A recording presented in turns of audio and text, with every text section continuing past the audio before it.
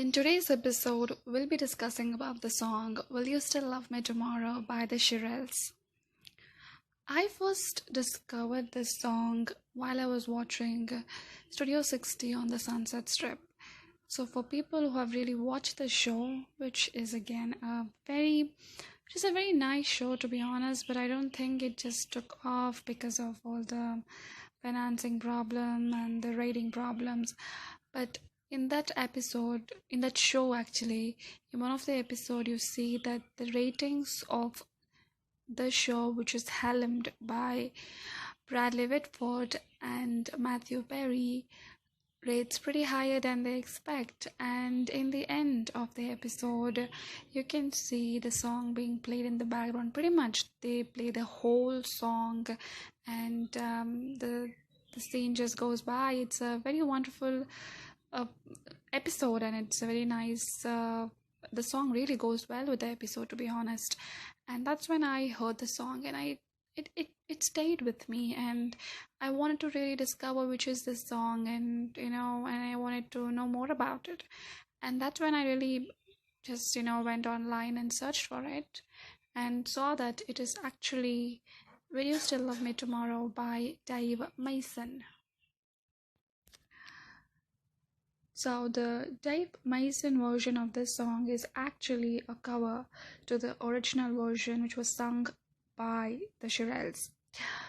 The Shirelles sung the song, and it was a huge hit back in the time, and this song came out in 1960. This song was written by Carole King and Jerry Goffin.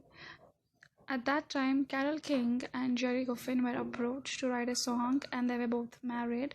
And Carole King was just 18, and she wrote this song, and and Jerry Goffin thought this was a song which probably spoke the minds of many young women of that particular time, because this song is clearly trying to state the apprehensive feeling, the worry, and the uncertainty a woman has, especially a young woman has after she has a sexual intimacy with another man, as to whether he's still gonna love her the next day. Will he wake up and still feel love towards her?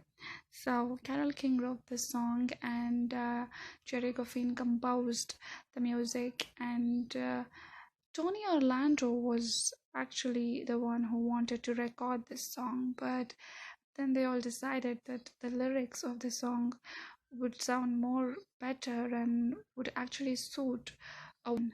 It would be a more of a woman song than a man singing it. And as a result of this, Tony Orlando went on to record an answer song to this song called Not Just Tomorrow, Always.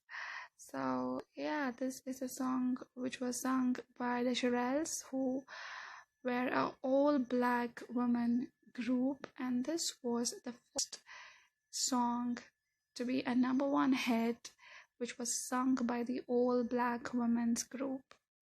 This was not the first number one song by the all-women group, because there were other songs, but this was definitely the number one song by all-black women's group. So the lead singer of Shirelles was Shirley Owen, was concerned about this song because she thought it has more of a country feeling. It sounded more as a country song than the kind of songs they sing, that is R&B and the blues. So yeah, then she was a bit worried about it, but then again, with some alterations, they went on with it, and it turned out to be this massive hit. This is a song which has been recreated for years now. It has been sung by many people with many different versions, and they all work well. I think the most recent successful version of this song came from Amy Winehouse, which is a pretty famous one, I believe, and it's really really beautiful if you listen to that.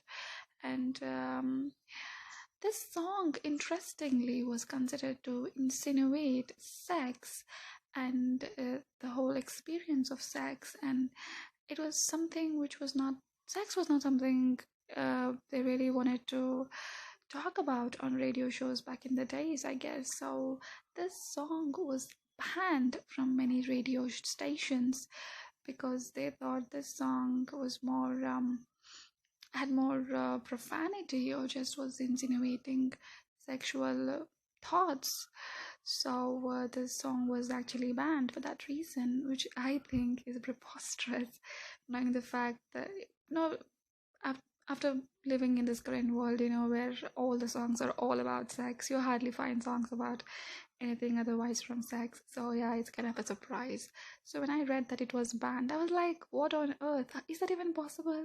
But then I realized, yeah, maybe, different times. And it also made me realize how much we have grown over this, I don't know, over the past 40, 50 years, that we have grown, and that, now this the transition is just massive, because it's because the song, when you listen to it, the lyrics of the song, you don't feel like it's in any which way sexual or arousing or anything. It's just a song about this, a woman who's just worried. It's the feeling which many women might go through about whether this man just really wants to be with her the next day, or is it just all about one night stand or something, which is a very genuine fear, if I have to say. And yeah, for that to be termed as very sexual and being painful is just pretty, I don't know, just shocking for me. So this is the story of Will You Still Love Me Tomorrow by the Shirelles. And it's a song you all should listen to if you haven't, because it's a great song, and it has been used in the soundtrack of many, many movies. And I have listened to many, many versions of this song. Like, I've listened to probably all of the versions, but if I have to choose my favorite version, I think it would be the davemason one, because I'm a huge guitar fan and I love the guitar solo in the davemason version of the song. I mean, if you ever get a chance, do listen to the davemason version, because it is just, my goodness, goosebumps. I always get goosebumps. I think it's just so soulful and it's just so good.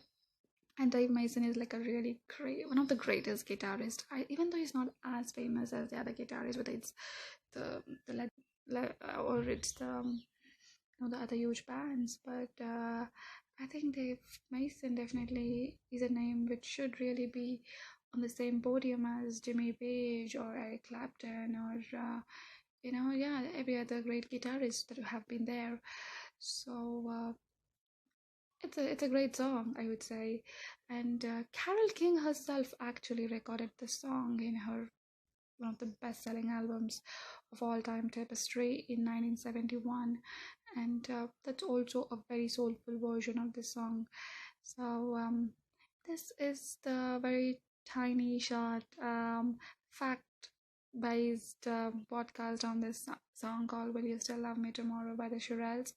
Pretty interesting. I think this song is very interesting because of all the things that has happened. The amount of cover versions that have come out for this song, and the fact that it was not accepted in one time, and it's still accepted pretty much over the time, and that it was sung by a all female black group. It's pretty iconic. Many iconic things happened with this song, I feel. And yeah, there's no harm in listening to it, I guess. So go ahead and listen to it and enjoy it. Yeah, thank you. So the Dave Mason version of this song is actually a cover to the original version, which was sung by the Shirelles.